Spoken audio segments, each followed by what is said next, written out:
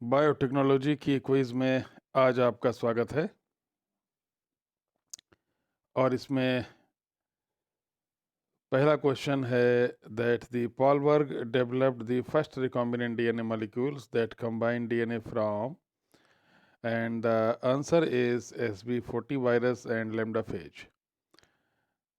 पॉलबर्ग ने जो पहला रिकॉम्बिनेंट डीएनए मॉलिक्यूल डेवलप किया था उसमें SB40 वायरस और लैम्डाफेज के डीएनए मॉलिक्यूल्स को आपस में मिलाया था और ये पहला रिकॉम्बिनेंट था, इसीलिए पॉलबर्ग को फादर ऑफ बायोटेक्नोलॉजी भी कई जगह पर लिखा गया है। और ये इसका तीसरा ऑप्शन यानी कि ऑप्शन सी इज करेक्ट। दूसरा क्वेश्चन है DNA polymerase 1 has all the activities. चौथा ऑप्शन एकदम सही है, all the activities are correct answer. First isolated restriction enzyme was the first enzyme which was isolated from Haemophilus influenzae, the bacterium, is option A, HIND2. This was the first restriction enzyme which was isolated from the bacterium Haemophilus influenzae, and this is termed as HIND2. This is the first isolated restriction enzyme. So the correct answer is option A, HIND2. Question second का जो answer था वो all था, क्योंकि DNA polymerase 1 जिसको Kornberg enzyme भी बोलते हैं इसमें सभी एक्टिविटीज पाई जाती हैं। और क्वेश्चन 3 का आंसर है फर्स्ट, HIND2। चौथा क्वेश्चन है that eco R1 was isolated and characterized from E. coli strain, और उस स्ट्रेन का नाम था RY13. RY13 is the strain which was used to isolate EcoR1. ये एक ऐसा रेस्ट्रिक्शन एंजाइम है, रेस्ट्रिक्शन एंडोन्यूक्लियस है जो वाइडली यूज्ड होता है।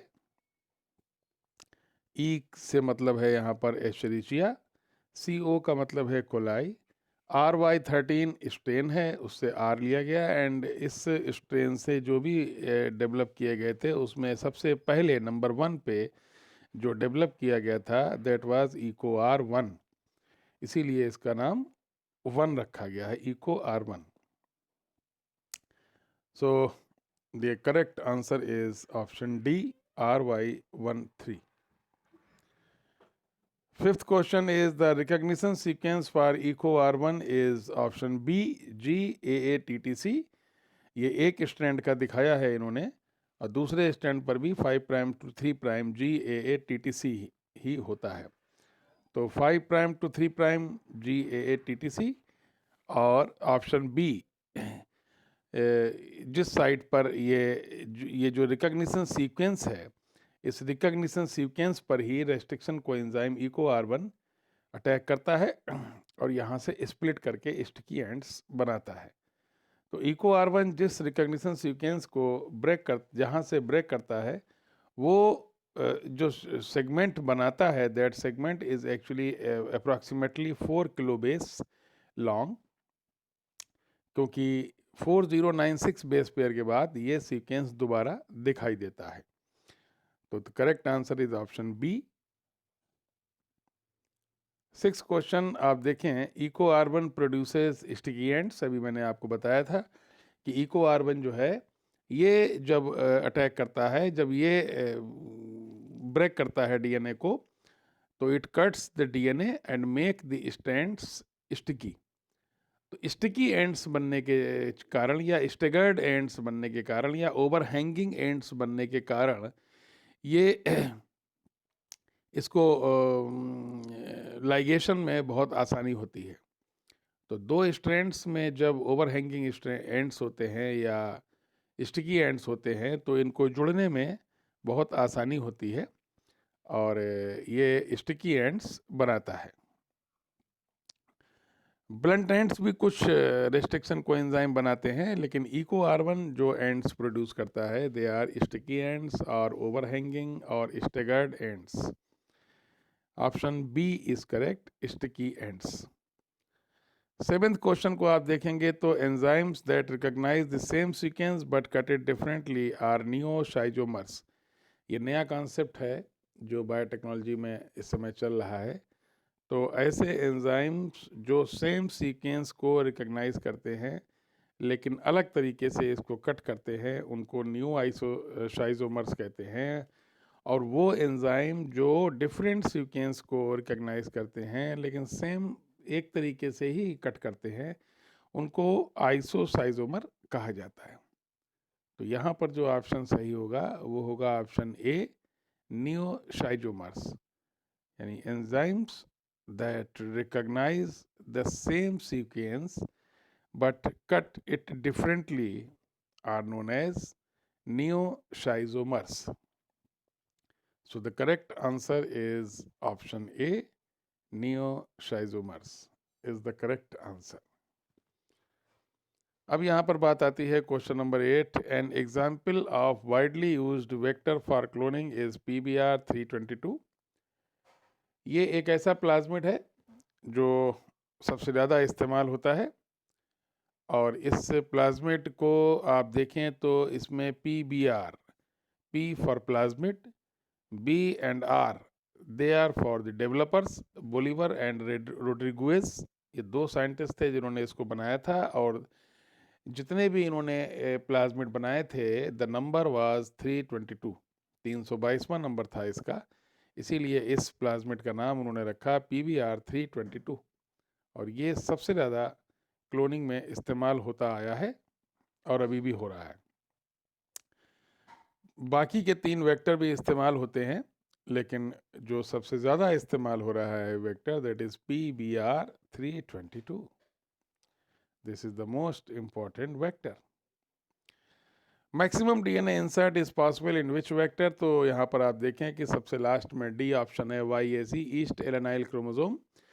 ये इसमें आप सबसे बड़ा क्रोमोसोम इंसर्ट कर सकते हैं, जबकि उससे कम आप बैक्टीरियल आर्टिफिशियल क्रोमोसोम्स यानी BAC में इंसर्ट कर सकते हैं, उससे कम आप प्लाज्मिड में कर सकते हैं और सबसे छोटा DNA सेगमेंट आप इंसर्ट कर सकते हैं M13 में।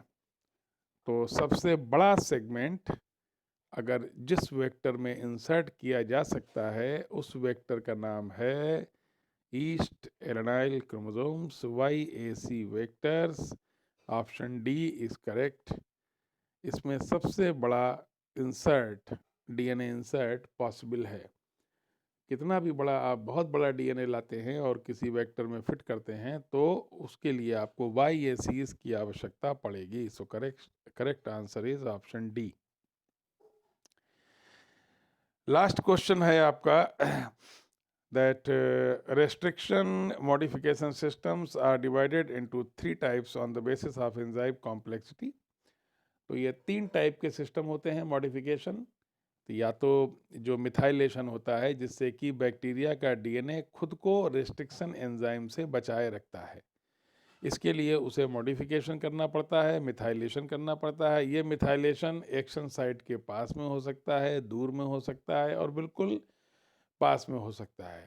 तो एकदम पास, थोड़ा दूर, ज़्यादा दूर, ये 3 टाइप के मॉडिफिकेशन सिस्टम हैं जो आपको यहाँ पर दिखाई देते हैं। तो restriction modification systems are divided into 3 types on the basis of enzyme complexity. तो एंजाइम कॉम्प्लेक्सिटी के आधार पे ये 3 टाइप का होता है। तो रेस्ट्रिक्शन कोएंजाइम्स बहुत इंपॉर्टेंट हैं, बेहद इंपॉर्टेंट हैं। इनको आपको पढ़ना चाहिए, इनको आपको समझना चाहिए और ये आपके लिए बहुत ही ज़्यादा इम्पोर्टेंट होते हैं। तो यहाँ पर आप देखेंगे कि mister Vivek Kumar first position पे हैं और लक्ष्य पांडे काफ़ी नीचे हैं। और ये बायोटेक्नोलॉजी की जो क्विज़ है, ये क्विज़ इसलिए बहुत इम्पॉर्टेंट है क्योंकि इस क्विज़ के ज़रिए आपको रेस्ट्रिक्शन कोएंजाइम को जानने का मौका मिलता है उसको समझने का मौका मिलता है। तो this quiz is very important. See you tomorrow with the next quiz. Bye bye.